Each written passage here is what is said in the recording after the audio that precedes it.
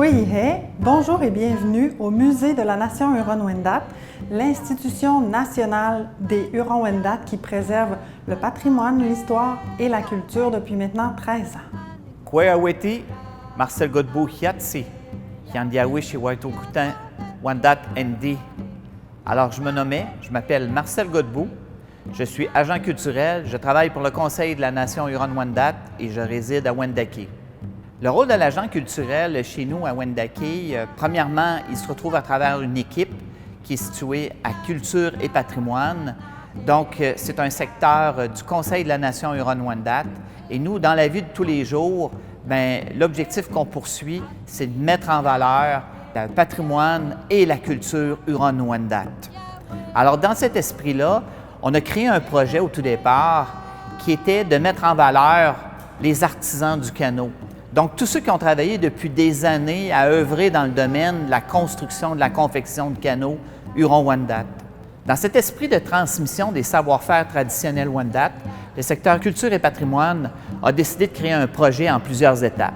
La première, c'était de faire la conception elle-même du canot à partir d'un artisan de chez nous, avec nul autre que Maurice Picard Jr. Une autre étape, c'était celle de mettre sur vidéo toute cette richesse-là de connaissances dans la confection et toutes les informations relatives à la confection du canot de cèdre.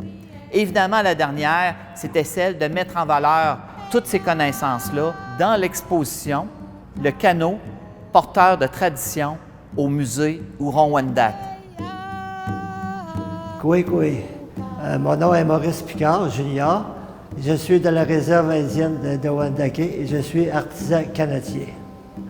Après l'école, j'allais voir mon père qui avait une petite manufacture. Il me montrait différentes étapes. Et après, j'ai commencé à travailler pour le patron de mon père. C'est comme ça que j'ai appris à faire des canots. Je fais des canots depuis une quarantaine d'années. Je n'ai jamais compté le nombre d'embarcations que j'ai pu faire, mais j'en ai fait plusieurs milliers.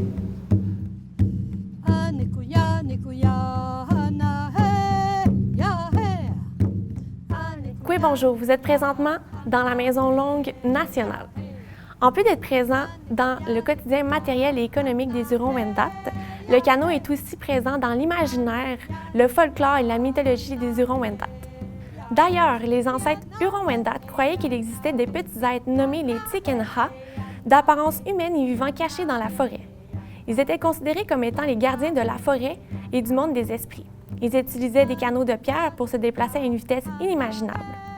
De plus, ils étaient reconnus pour guider les voyageurs perdus lors d'expéditions en canot.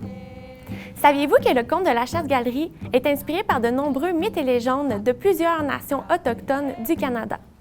Si vous voulez en apprendre davantage, venez visiter notre nouvelle exposition temporaire, Le canot porteur de tradition au musée Huron-Wendat.